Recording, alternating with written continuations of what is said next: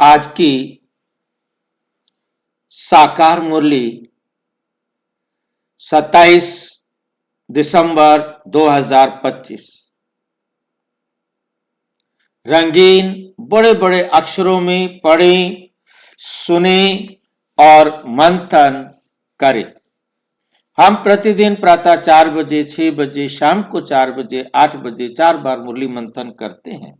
आप सभी भी इस मुरली मंथन में साथी व सहयोगी बन सकते हैं, जिसके लिए इसी वीडियो के डिस्क्रिप्शन बॉक्स में लिंक दिया हुआ है, जिस लिंक के द्वारा आप रोजाना चारों टाइम एक ही लिंक से जुड़ सकते हैं। यदि आपको जुड़ने में कोई कठिनाई आ रही है तो सामने वाले इस वीडियो में चलती हुई लाइन में व्हाट्सएप नंबर दिखाई दे रहा है, उस पर मैसेज करके आप लिंक प्राप्त कर सकते हैं, प्रश्न पूछ सकते हैं, कोई सुझाव है तो वो भी दे सकते हैं। अच्छा, ओम शांति। आज की साकार मुरली का सार। मीठा मीठा बाबा कहते, मीठे बच्चे तुम्हारे दुख के दिन अब पूरे हुए। पूरे होने का मतलब खत्म हो गए। जो तुम्हारे दुख के दिन थे वह अब सारे तुम्हारे क्या हो गए? खत्म हो गए। अब क्या करना है?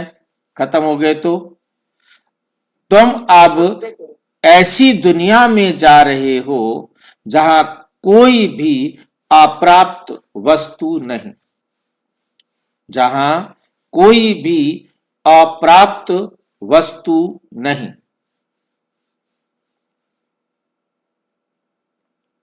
प्रश्न, किन दो शब्दों का राज तुम्हारी बुद्धि में होने कारण, तुम्हारी बुद्धि में होने कारण पुरानी दुनिया से बेहद का वैराग्य रहता है? किन दो शब्दों का राज तुम्हारी बुद्धि में होने के कारण पुरानी दुनिया से बेहद का वैराग्य रहता है? ऐसे दो शब्द बताने हैं।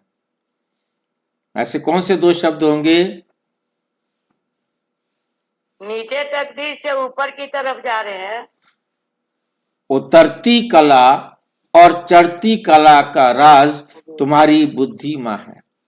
एक शब्द है उतरती कला और दूसरा शब्द है चढ़ती कला। हम सतयुग से उतरते आए, अब हमारी चढ़ती कला शुरू हुई है। तुम जानते हो आधा कल्प हम उतरते आए, अभी है चढ़ने का समय। बाप आए हैं नर से नारायण बनाने के लिए, सत्य नॉलेज देने के लिए, सत्य ज्ञान देने के लिए। हमारे लिए अब कल युग पूरा हुआ, नई दुनिया में जाना है, इसलिए इससे बेहद का वैराग्य है। इसलिए इससे बेहद का वैराग्य है। धीरज धर मनुआ, तेरे सुख के दिन आए कि आए। ओम शांति। मीठे मीठे रूहानी बच्चों ने गीत सुना। रूहानी बाप बैठ समझाते हैं, ये एक ही पुरुषोत्तम संगम युग है। ये एक ही पुरुषोत्तम संगम युग है। जबकि कल्प कल्प बाप आकर रूहानी बच्चों को पढ़ाते हैं, राजयोग सिखाते हैं। बाप रूहानी बच्चों को कहते हैं मनुआ। रूहानी बच्चों को क्या कहते हैं? मनुआ। मनुआ का मतलब क्या होता है? आत्मा। हे आत्मा धीरज धरो। हे आत्मा क्या करो? धीरज धरो।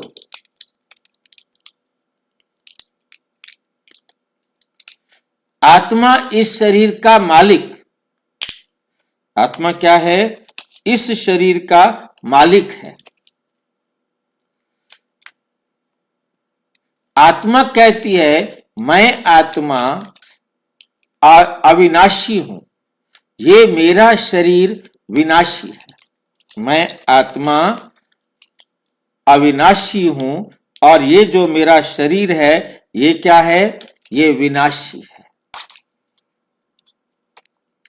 रूहानी बाप कहते हैं मैं एक की बार कल्प के संगम पर आकर तुम बच्चों को धीरज देता हूं कि अब सुख के दिन आते हैं, अभी तुम दुख धाम रोरव नरक में हो।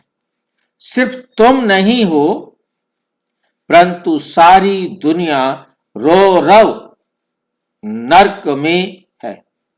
तुम जो मेरे बच्चे बने हो रोरव नरक से निकलकर स्वर्ग में चल रहे हो। सतयुग त्रेता द्वापुर पास हो गया, कलयुग भी तुम्हारे लिए पास हो गया। तुम्हारे लिए ये पुरुषोत्तम संगम युग है।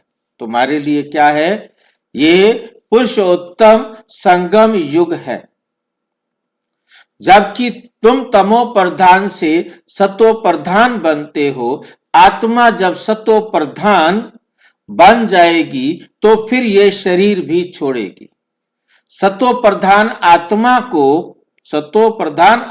को सतयुग में नया शरीर चाहिए, वहां सब कुछ नया होता है।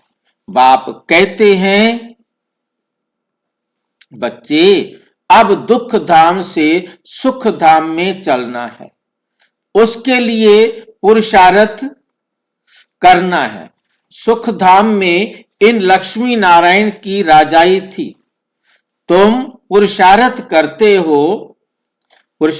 कर रहे हो नर से नारायण बनने का। ये सत्य नर से नारायण बनने की नॉलेज है। भक्ति मार्ग में हर पूर्णमासी पर कथा सुनते, हर पूर्णमासी पर क्या सुनते हैं? कथा सुनते। कौन सी कथा सुनते हैं पूर्णमासी पर? कोई कथा सुनते हैं पूर्णमासी पर? सत्यनारायण की कथा। हाँ, सत्यनारायण की कथा सुनते हैं, परंतु वे है भी भक्ति मार्ग। वो है क्या? भक्ति मार्ग। उसे सत्य मार्ग नहीं कहेंगे। कथा सत्यनारायण की सुनते हैं, परंतु सुनते कब हैं? भक्ति मार्ग में, झूठे रास्ते पर। ज्ञान मार्ग है सत्य मार्ग। तुम सीढ़ी उतरते उतरते झूठ खंड में आते हो। अभी बाप सच खंड में ले चलते हैं। तुम जानते हो सत्य बाप ही हमें ये नॉलेज देकर 21 जन्मों के लिए देवी देवता बनाते। हमें शिव बाबा से, सत्य बाप से ये नॉलेज पाकर नॉलेज मिलती है तो हम क्या बन जाते हैं? 21 जन्म के लिए देवी देवता बन जाते हैं। हम थे, फिर सीढ़ी उतरते उतरते उतरती कला में, और अब हम उतरती कला से चढ़ती कला में जाते हैं। उतरती कला और चढ़ती कला का राज तुम्हारी बुद्धि में है। हम जानते हैं 5000 साल लगते हैं हमें उतरने में, और चढ़ने में कितना टाइम लगता है? 1 सेकंड। लिफ्ट से एकदम पहुंच जाते हैं। पुकारते भी हैं, हे बाबा आकर हमको पावन बनाओ, बाबा आकर हमको पावन बनाओ। एक बाप ही पावन बनाने वाला है। बाप कहते हैं बच्चे तुम सतयुग में विश्व के मालिक थे। तुम सतयुग में क्या थे? विश्व के मालिक थे, बहुत धनवान, बहुत सुखी थे, बहुत धनवान थे, बहुत सुखी थे। अभी बाकी थोड़ा समय है, पुरानी दुनिया का विनाश सामने खड़ा है। पुरानी दुनिया का विनाश सामने खड़ा है। नई दुनिया में एक राज्य, एक भाषा थी। उसको कहा जाता है अद्वैत राज्य। अभी कितना द्वैत है? क्या होता है द्वैत? क्या भला होता है अद्वैत? द्वैत क्या क्या क्या क्या कहते रहते हैं बाबा? अद्वैत राज्य क्या है और द्वैत क्या होता है? अभी कितना द्वैत है?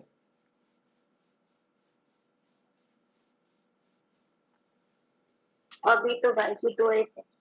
क्या होता है ये द्वैत? क्या भला है ये द्वैत?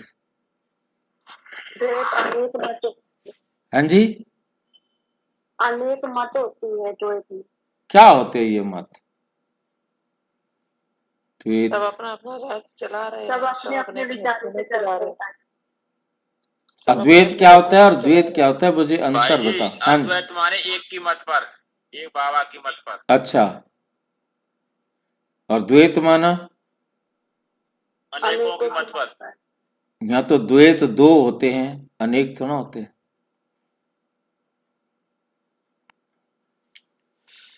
अद्वैत, श्रीमत परमात्मा। अद्वैत का अर्थ होता है आत्मा और परमात्मा एक है।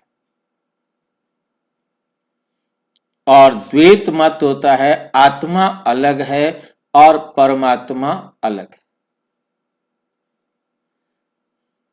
अद्वैत का मतलब होता है एक मत, सबकी मत एक हो जाए। और द्वैत का मतलब होता है हमारी मत, मेरी मत अलग और बाबा की मत अलग।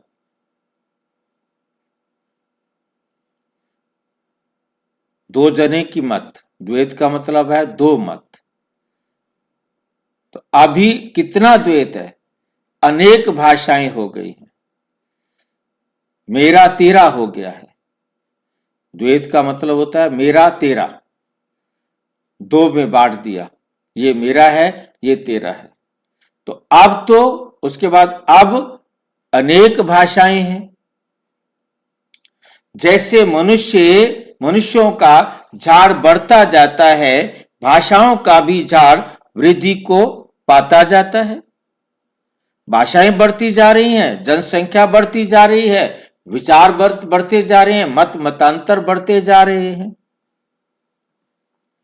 फिर होगी एक भाषा।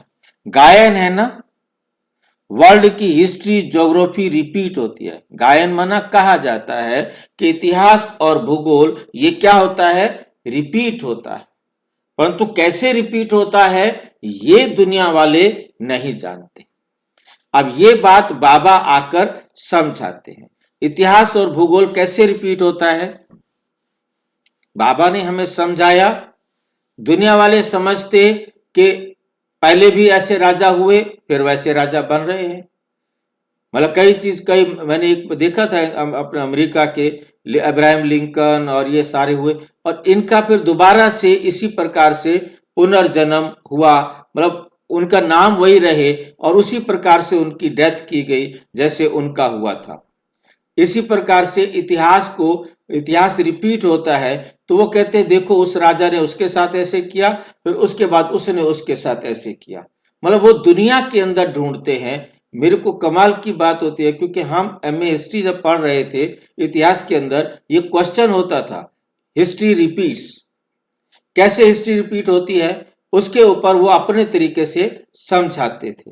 मतलब अपने तरीके से मतलब क्या है, वो घटनाएं ढूंढते थे। देखो आपसे इतने समय पहले ये घटना हुई थी, आज फिर से वो घटना हो रही है, ये इतिहास रिपीट हो रहा है।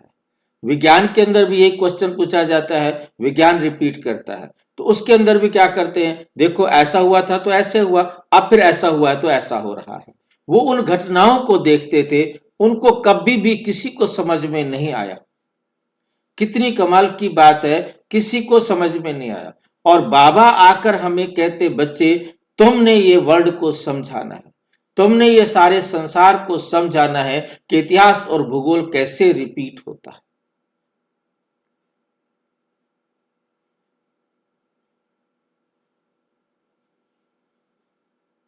ये बात बाबा के बच्चे समझते हैं। परंतु मुझे कमाल की बात है कि समझा नहीं सकते। बाबा के सृष्टि चक्र जो रिपीट होता है यही हुआ। बाबा के बच्चे समझते हैं परंतु समझा नहीं सकते। अभी तक ये काम पेंडिंग पड़ा हुआ है बाबा की तरफ से कि आप जाकर पूरे विश्वविद्यालयों में जाके समझाओ कि ये इतिहास और भूगोल कैसे रिपीट होता है, कैसे रिपीट होता है।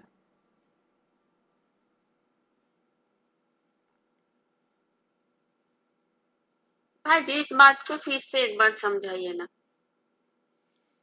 बाबा ने मुरलियों में कहा ये हिस्ट्री जो ज्योग्राफी रिपीट होती है ये तुम बच्चों को बड़े बड़े यूनिवर्सिटीज में जाके समझाना है, और ये काम अभी तक नहीं हुआ।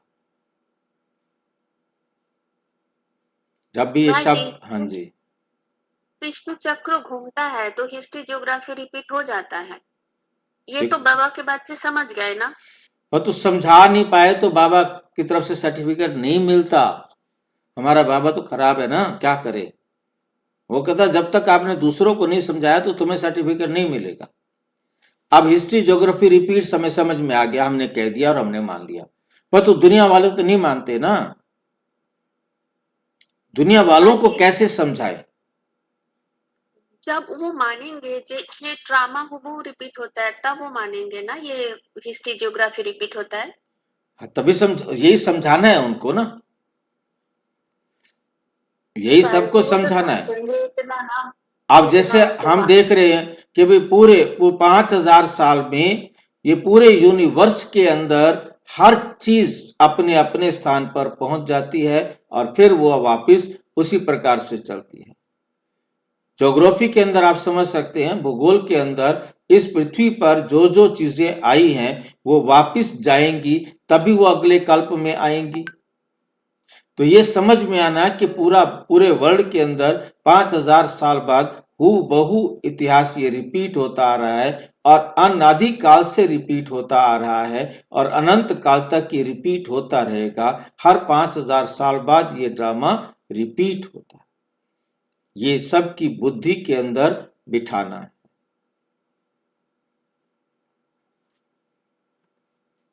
मनुष्यों की बुद्धि में नहीं बैठता। बाप ही दुख की पुरानी दुनिया को बदल कर सुख की नई दुनिया स्थापन करते हैं। लिखा हुआ है प्रजापिता ब्रह्मा द्वारा डीटीइज्म की स्थापना, देवी देवता धर्म की स्थापना। यह है राजयोग की पढ़ाई। ये ज्ञान जो गीता में लिखा हुआ है, बाप ने जो सन्मुख सुनाया है, वे फिर मनुष्यों ने भक्ति मार्ग के लिए बैठ लिखा है जिससे तुम उतरते आए हो। अभी भगवान तुमको पढ़ाते हैं।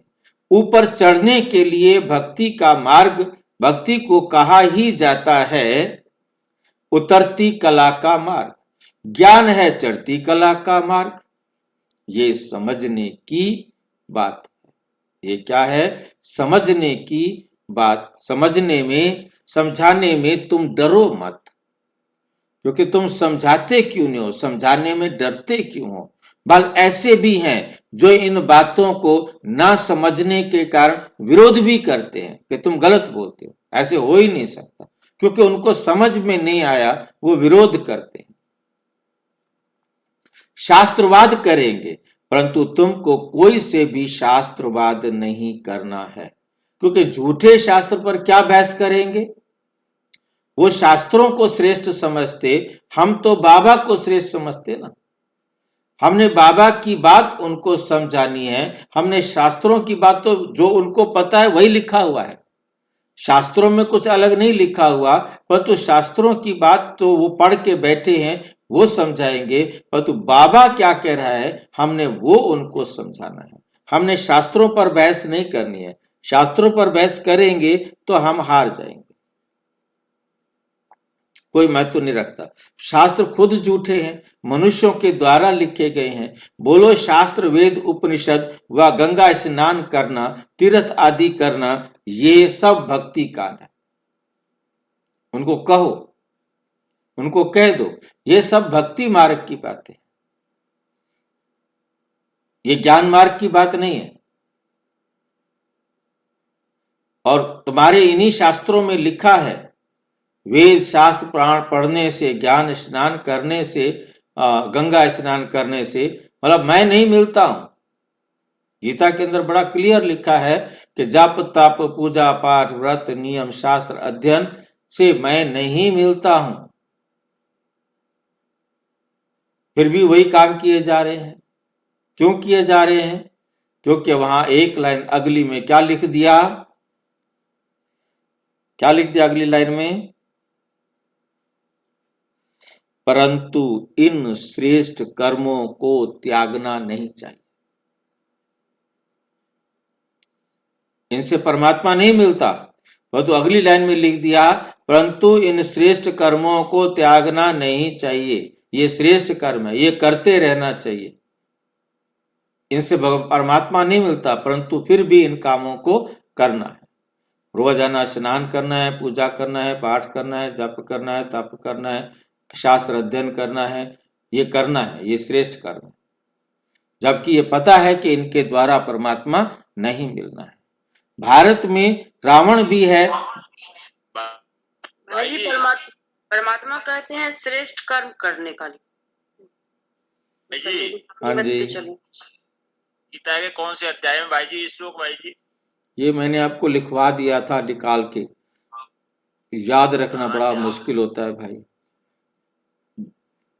मैंने आपको बता दिया था, फिर भी दोबारा से भाई जी आपने दूसरे या चौथे अध्याय में बताया था, या दूसरे या चौथे में? ऐसे डेट ऐसा ना बहुत सारे होते ना डेट, कई कहाँ कोई श्लोक तो याद रहते भी, ये इसमें है। आत्मा का है दूसरे अध्याय के अंदर, परमात्मा का है चौथे अध्याय के अंदर, ठीक नहीं? तो ये मतलब कौन सा श्लोक है कोई याद है। ये श्लोक तो गीता का है, पर तो क्या नंबर है ये आपको फिर मैं बता दूंगा।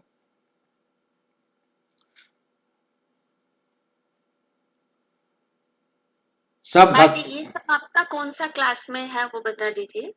कौन सा? ये जो डेट बताया, ये हमने गीता पर किए थे ना, वीडियोस बनाए थे गीता पर, तो उसमें आया था, तो उसमें जिक्र किया था। कोई नहीं, मैं आपको फिर ढूंढ के फिर मैं बता दूंगा। गीता खोलनी पड़ेगी ना, तब तो मिल जी, जाएगा, फिर बिना उसके तो नहीं मिलेगा ना। क्योंकि आप पूछ रहे हो कौन सा अध्याय और कौन सा श्लोक, फिर गलत बोलने से फायदा नहीं है ना। भारत में रावण भी है बरोबर, उसकी जिसकी एफिजी जलाते हैं। वैसे तो दुश्मनों की एफिजी जलाते हैं, अल्पकाल के लिए ये इस रावण का ही एफिजी है, फिर हर वर्ष जलाते आते हैं। बाप कहते हैं तुम गोल्डन एज्ड बुद्धि से आयरन एज्ड बुद्धि हो गई। तुम गोल्डन एज्ड बुद्धि थे, उससे निकल कर क्या बन गए हो? आयरन एज्ड बुद्धि, एकदम गोल्डन से आयरन पर आ गए हो। तुम कितने सुखी थे, बाप आते ही हैं सुख धाम की स्थापना करने। फिर बाद में जब भक्ति मार्ग शुरू होता है तो दुखी बनते हैं, फिर सुखदाता को याद करते हैं। वे भी नाम मात्र, क्योंकि उनको जानते नहीं। गीता में नाम बदल दिया है।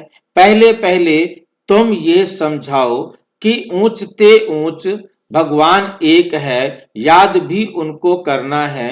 एक को याद करना, उसको ही अव्यभिचारी याद कहा जाता है, ज्ञान कहा जाता है। तुम अभी ब्राह्मण बने हो तो भक्ति नहीं करते हो, तुमको ज्ञान है, भक्ति बाप है, बाप पढ़ाते हैं, जिससे तुम ये देवता बनते हो। देवी गुण भी धारण करने हैं, देवी गुण भी धारण करने हैं। इसलिए बाबा कहते हैं अपना चार्ट रखो तो मालूम पड़ेगा हमारे में कितने अवगुण हैं। कोई अवगुण तो नहीं है। देह अभिमान में पहला अवगुण, फिर दुश्मन है काम। पहला अवगुण है देह अभिमान, और फिर दूसरा है काम विकार। काम पर जीत पाने से तुम जगत जीत बनेंगे। तुम्हारा उद्देश्य ही ये है। इन लक्ष्मी नारायण के राज्य में कोई अनेक धर्म थे। लक्ष्मी नारायण के राज्य में कोई अनेक धर्म थे नहीं, एक ही धर्म था। सतयुग में देवी देवताओं का ही राज्य होता है, मनुष्य होते ही हैं कलयुग में।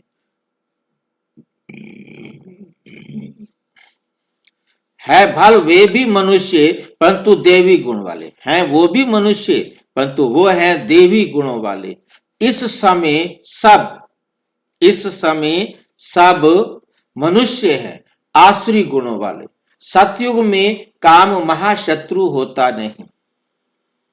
बाप कहते हैं इस काम महाशत्रु पर जीत पाने से तुम जगत जीत बनेंगे। तुम क्या बन जाएंगे? जगत जीत बनेंगे। वहां रावण होता ही नहीं है, ये भी मनुष्य समझ नहीं सकते।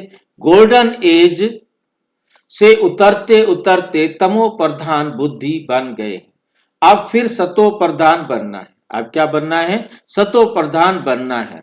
उसके लिए एक ही दवाई मिलती है।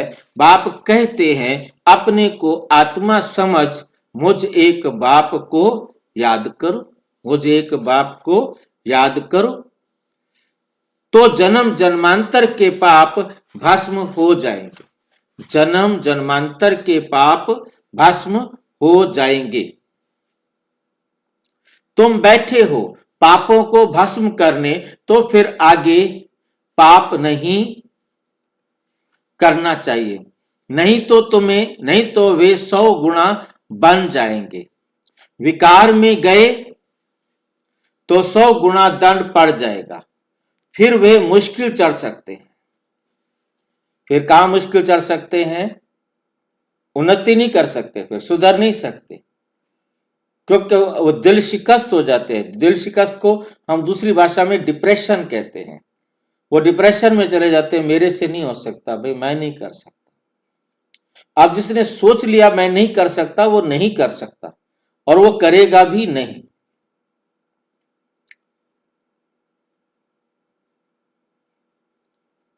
मुश्किल चढ़ सकते हैं, 100 गुना दंड बढ़ता जाता है। यहां हमारा स्कूल तो खराब है ना, खतरनाक स्कूल है हमारा। यहां बाहर वाला एक गलती करे तो उसको 1 सजा मिलेगी, यहां बाबा का बच्चा बन के एक गलती करे तो उसको 100 सजा मिलेगी।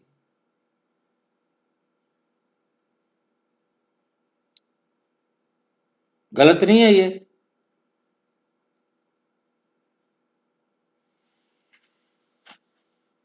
कुछ कर भी नहीं सकते, क्या करें।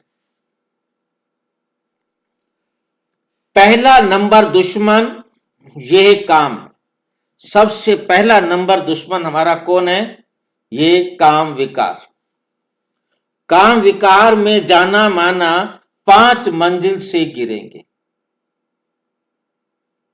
हड्ड गुड टूट जाएंगे, एकदम टूट जाएंगे, शायद मर भी जाए। ऊपर से गिरने से एकदम चकनाचूर हो जाते हैं। बाप से प्रतिज्ञा तोड़ काला मुंह किया तो गोया आसुरी दुनिया में गया। बाबा का बच्चा मर गया और आसुरी दुनिया में जाके पैदा हो गया। उनको ब्राह्मण भी नहीं शूद्र कहा जाएगा, उनको ब्राह्मण भी नहीं शूद्र कहा जाएगा। बाप कितना सहज समझाते हैं। पहले तो ये नशा रहना चाहिए, पहले तो यह नशा रहना चाहिए।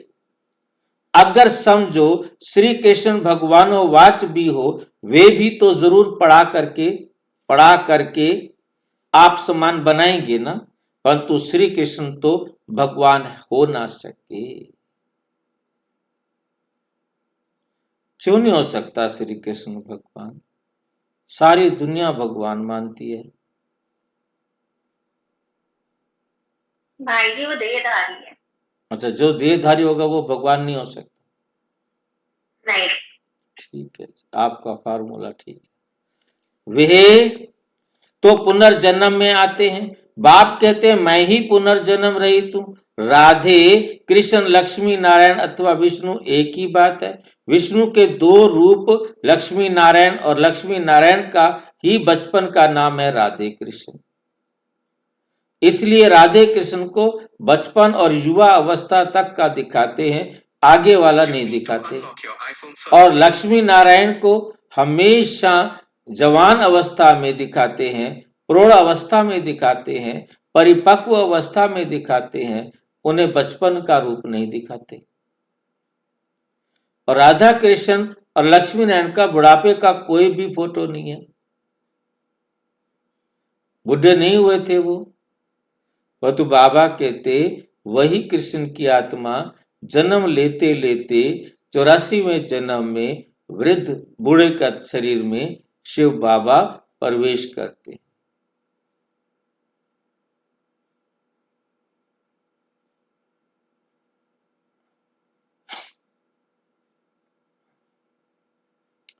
लक्ष्मी नारायण का ही बचपन और राधे कृष्ण बचपन है राधे कृष्ण। ब्रह्मा का भी राज समझाया जाता है। ब्रह्मा कौन है? वही कृष्ण की आत्मा, वही नारायण की आत्मा जन्म लेते लेते 84वें जन्म में ब्रह्मा और सरस्वती बनते हैं। वही ब्रह्मा सरस्वती सो लक्ष्मी नारायण बनते हैं। अब ट्रांसफर होते हैं। पिछाड़ी का नाम ब्रह्मा रखा जाता है, शुरू का नाम क्या रखा जाता है?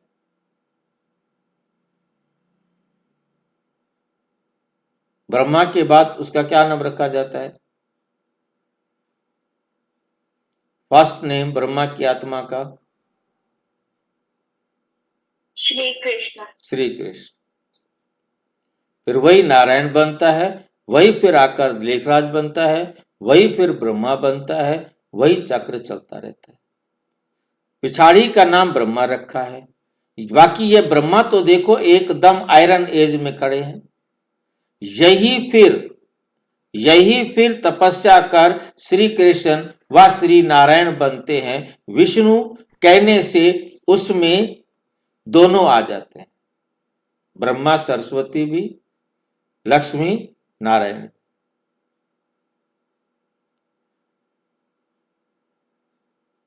ये बात कोई समझ ना सके कि इसका क्या चक्कर है, विष्णु में दोनों क्यों आ जाते हैं।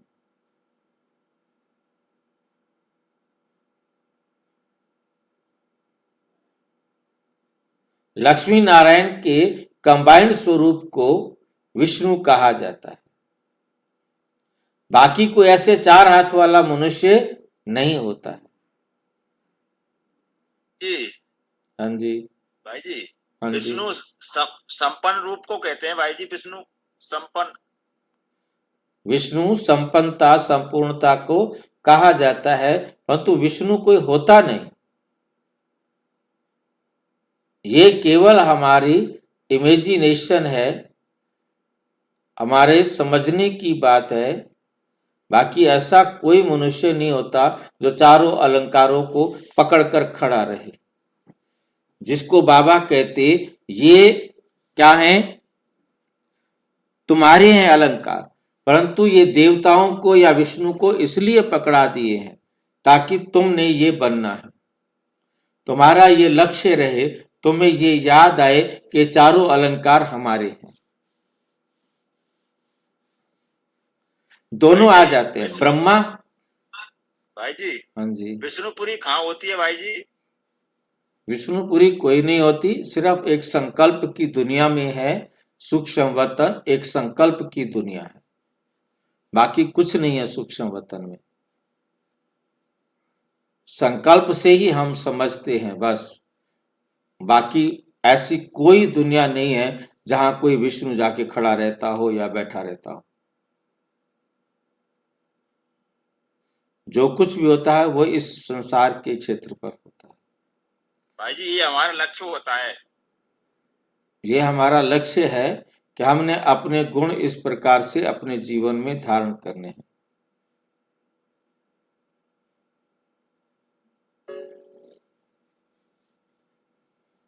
ये बातें कोई समझ ना सके। 4 भुजा ब्रह्मा को भी देते हैं, क्योंकि प्रवृत्ति मार्ग है ना, निवृत्ति मार्ग वाले ये ज्ञान दे नहीं सकते। बहुतों को बाहर से फंसा कर ले आते हैं, विदेशों में जाते हैं, वहां से उनके कहते चलो हम आपको इंडिया का पुराना योग सिखाएंगे। वो वहां से पागल बन के यहाँ आ जाते हैं और उनको फिर प्राणायाम करना, एक्सरसाइज करना सिखाते। बहुतों को बाहर से फंसा कर ले आते हैं कि चलो हम प्राचीन राजयोग सिखलाएं। अब सन्यासी राजयोग सिखला ना सके, कोई भी मनुष्य राजयोग नहीं सिखला सकता सिवाय बाप के। अब ईश्वर आए हैं, तुम अब उनके बच्चे ईश्वरीय संप्रदाय बने हो। ईश्वर आए हैं तुमको पढ़ाने, तुमको राजयोग सिखला रहे हैं। वे तो है निराकार, ब्रह्मा द्वारा तुमको अपना बनाया है। बाबा बाबा तुम उनको कहते हो। ब्रह्मा तो बीच में इंटरप्रेटर है। ब्रह्मा तो बीच में क्या है? इंटरप्रेटर, बिचौलिया। द्विभाष्य कहते, इधर की भाषा उधर समझाना, उधर की भाषा उधर समझाना। भाग्यशाली रथ है, इस द्वारा बाबा तुमको पढ़ाते हैं, तुम भी पतित से पावन बनते हो। बाप पढ़ाते हैं मनुष्य से देवता बनाने। अभी तो रावण राज्य आसुरी संप्रदाय है ना, अभी तुम ईश्वरीय संप्रदाय, तुम कौन हो? ईश्वरीय संप्रदाय बने हो, फिर देवी संप्रदाय बनेंगे। अभी तुम पुरुषोत्तम संगम युग पर हो, पावन बन रहे हो। सन्यासी लोग तो घर बार छोड़कर जाते हैं, यहाँ बाप तो कहते हैं बल स्त्री पुरुष घर में इकट्ठे रहो। ऐसे मत समझो कि स्त्री नागिन है, क्योंकि हमारे ऋषियों मुनियों ने, जो साहित्यकारों ने लिख दिया, स्त्री नागिन है।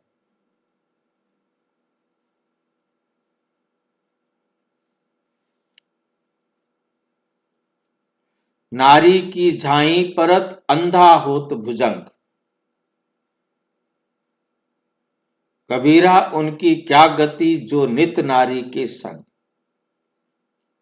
मतलब सांप को देखते, नारी को देखते ही सांप भी अंधा हो जाता है। मतलब इस प्रकार से नागिन जो है ना, नारी को कहा। झूठ अलग हो जाए तो छूट जाएंगे। इसलिए हम अलग हो जाए, नारी से अलग हो जाए तो हम इससे क्या हो जाएंगे? छूट जाएंगे। इसलिए वो स्त्री को छोड़ करके जंगल में चले जाते। तुमको भागना नहीं है, वो हद का सन्यास है जो भागते हैं। तुम यहां बैठे हो, परंतु तुमको इस विकारी दुनिया से वैराग्य है। ये सब बातें तुम्हें अच्छी रीति धारण करनी है, नोट करना और परहेज भी रखनी है। दैवी गुण धारण करने हैं। श्री कृष्ण के गुण गाए जाते हैं ना, ये तुम्हारी एम ऑब्जेक्ट है। बाप नहीं बनते, तुमको बनाते हैं। फिर आधा कल्प के लिए बाद तुम नीचे उतरते हो। आधा कल्प बाद तुम नीचे उतरते हो, तमो प्रधान बनते हो। मैं नहीं बनता हूं, शिव बाबा कहते मैं नहीं बनता हूं, तुम बनते हो। ये बनते हैं, ये ब्रह्मा बाबा भी बनता है। 84 जन्म भी इसने लिए हैं, इनको भी अभी सतो प्रधान बनना है। यह पुरुषार्थी है, नई दुनिया को सतो प्रधान कहेंगे। हर एक चीज पहले सतो प्रधान, फिर सतो रजो तमो में आती है। छोटे बच्चे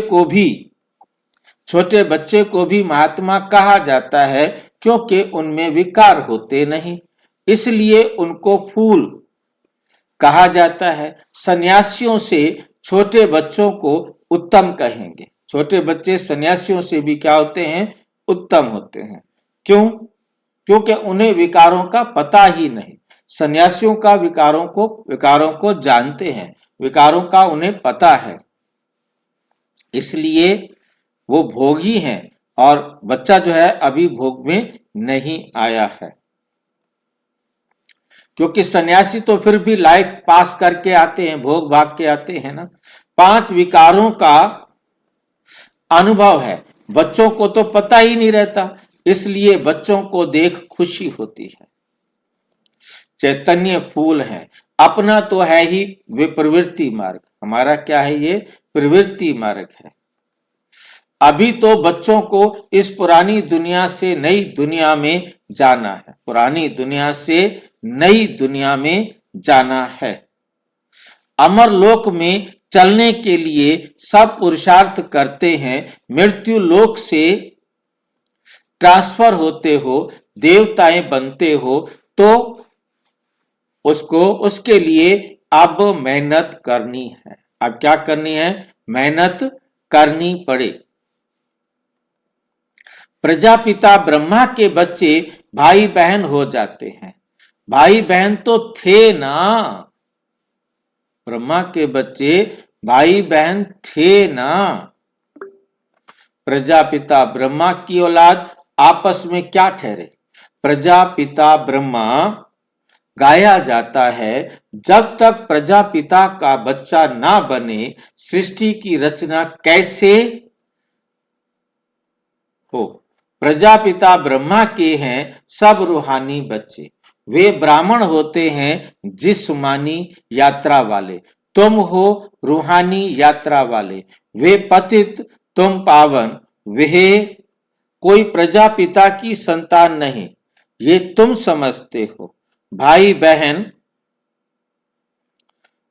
बहन जब समझे तक विकार में ना जाए, तब विकार में ना जाए। जब तक भाई बहन नहीं समझेंगे तब तक तो विकार से उन्हें कोई रोक नहीं सकता।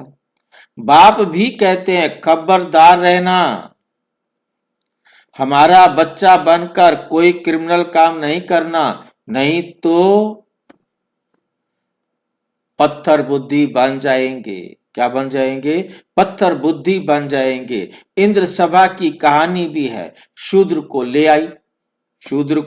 ले आई तो इंद्र सभा में उनकी बदबू आने लगी, तो बोला पतित को यहां क्यों लाया है, पतित को यहां क्यों लाया है। फिर उनको श्राप दे दिया, वास्तव में इस सभा में कोई पतित को नहीं लेके आना है।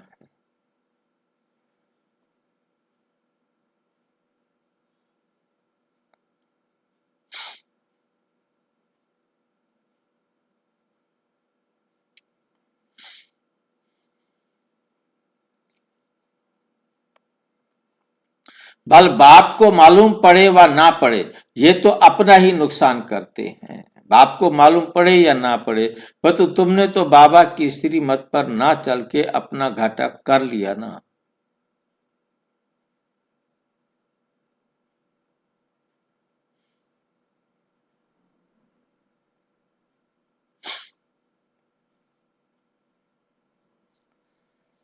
और ही 100 गुना दंड पड़ जाता है। पतित को अलाउ नहीं है, पतित को मधुबन में ले आना अलाउ नहीं है। उन्हों के लिए विजिटिंग रूम ठीक है, जब पावन बनने की गारंटी करे, दैवी गुण जीवन में धारण करे, तब अलाउ हो। दैवी गुण धारण करने में टाइम लगता है, ये नहीं कि आज ही दैवी गुण धारण हो जाएंगे।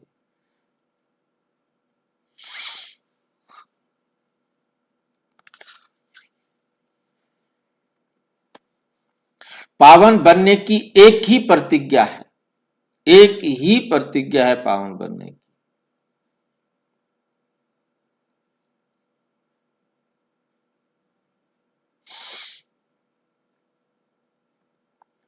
यह भी समझाया है, देवताओं की और परमात्मा की महिमा अलग अलग है। पतित पावन लिबरेटर गाइड है, बाप ही है। सब दुखों से अलग अलग पतित पावन लिबरेटर गाइड, सब दुखों से क्या करते हैं? लिबरेट कर अपने शांति धाम में ले जाते हैं। शांति धाम सुख धाम,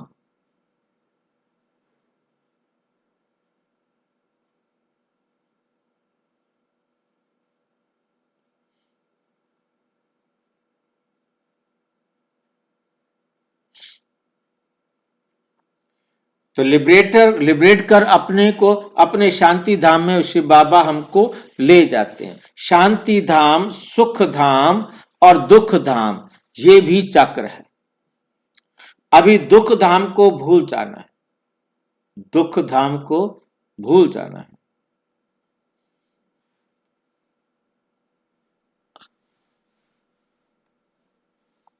शांति धाम से सुख धाम में वो आएंगे जो नंबरवार पास होंगे, जो नंबरवार पास होंगे वही आते रहेंगे। ये चक्र फिरता रहता है। ढेर की ढेर आत्माएं हैं, ढेर की ढेर आत्माएं हैं। सबका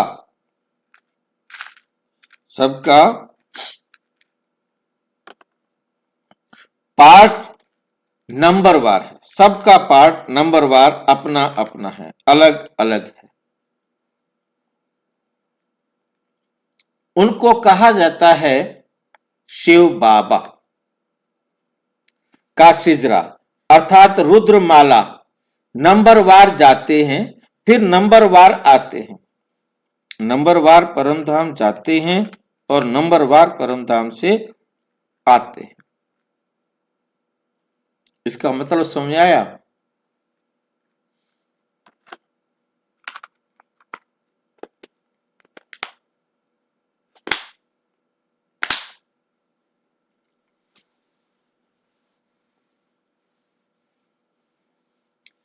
नंबरवार जाते हैं, फिर नंबरवार आते हैं।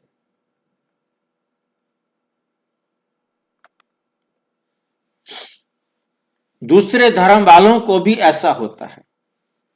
बच्चों को रोज समझाया जाता है, बच्चों को रोज समझाया जाता है। स्कूल में रोज नहीं पढ़ेंगे, मुरली नहीं सुनेंगे, तो फिर लिबरेट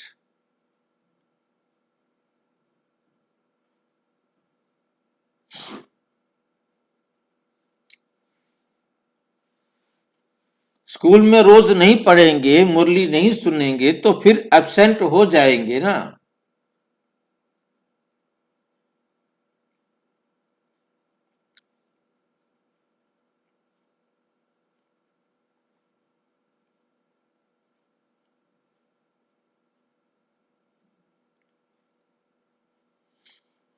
मुरली नहीं सुनेंगे तो फिर एब्सेंट हो जाएगी, चाहे रजिस्टर में हाँ लिखा हो या ना लिखा।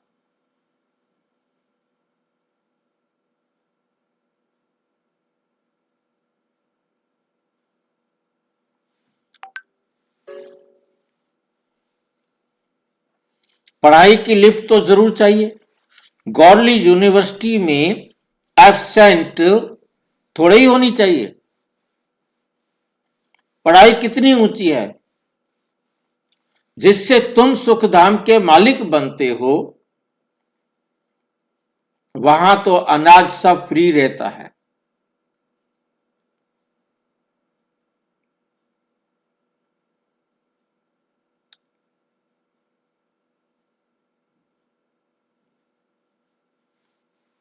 भाई जी, हाँ जी, भाई जी, नंबरवार तो हम लोग आते हैं, तो नंबरवार जाते हैं कैसे? बिल्कुल कैसे जाते तो घर एक साथ हैं। हमारी पोजीशन जो बनती है वो नंबरवार बनती है। जी?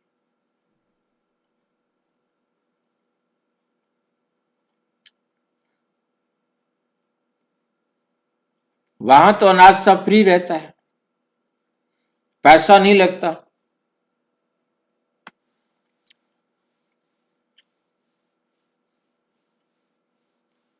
अभी तो कितना महंगा है, 100 वर्ष में कितनी महंगाई हो गई है।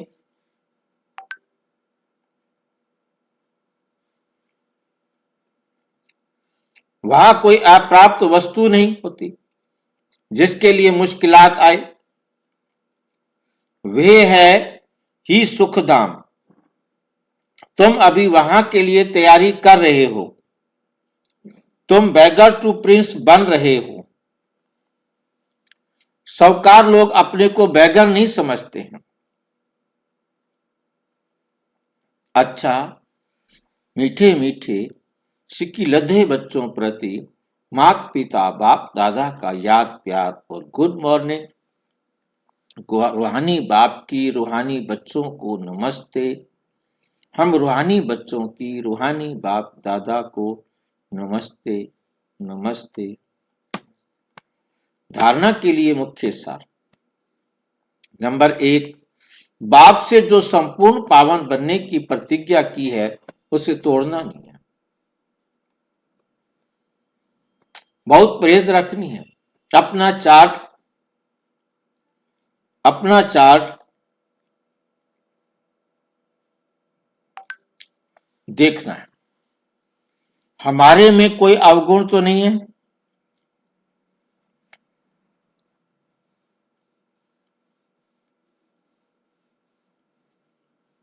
गौरली यूनिवर्सिटी में कभी भी एब्सेंट नहीं होना।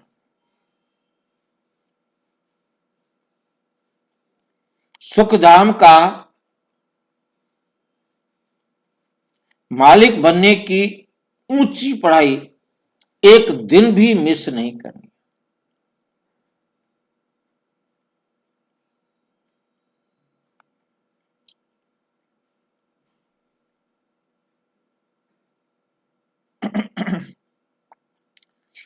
एक दिन भी मिस नहीं करनी है। मुरली रोज पढ़नी, रोज सुननी है। पढ़ो या सुनो, जो भी मर्जी करो। वरदान, हर सेकंड हर संकल्प के महत्व को जान, पुण्य की पूंजी जमा करने वाले पद्मा पदम भाग्यशाली भाव।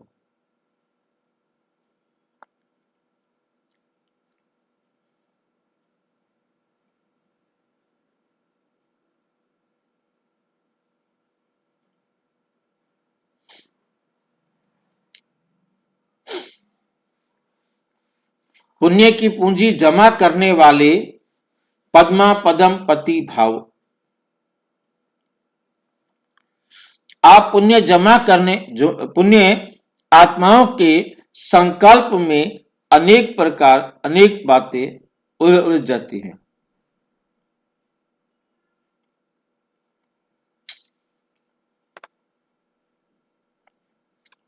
जिस द्वारा असंभव को संभव कर सकते हैं। जैसे आजकल यंत्रों द्वारा रेगिस्तान में हरा भरा कर देते हैं। पहाड़ियों पर भी खून के धब्बे पड़े हुए।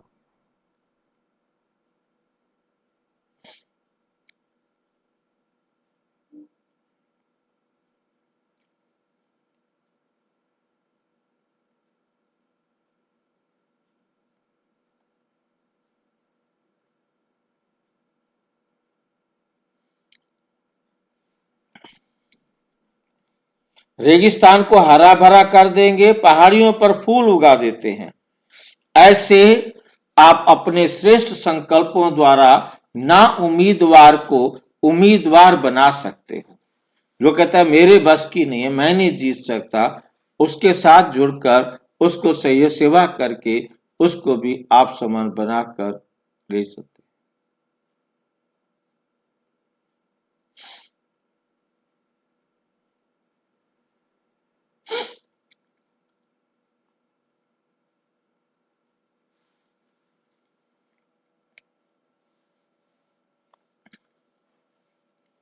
यूज कर पुण्य की पूंजी जमा करो। आपके संकल्प की शक्ति इतनी श्रेष्ठ है जो एक संकल्प भी पद्मा पदम पति बना देता है।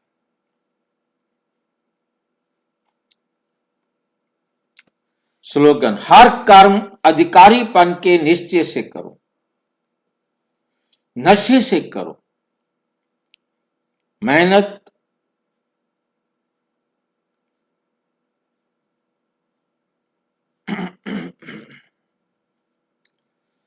समाप्त हो जाए। अव्यक्त इशारे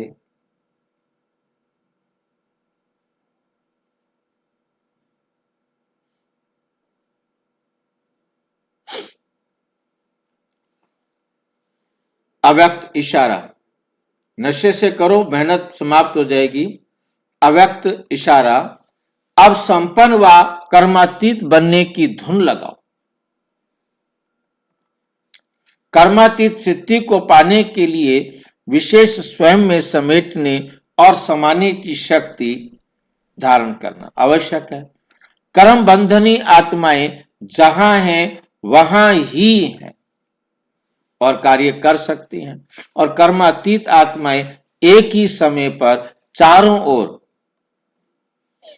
अपनी सेवा का पाठ बजाने का सफलता प्राप्त कर सकती है।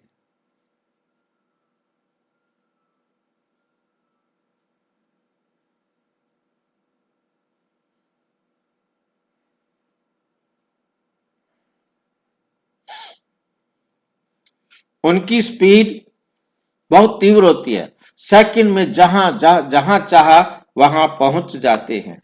तो इस अनुभूति को बढ़ाओ।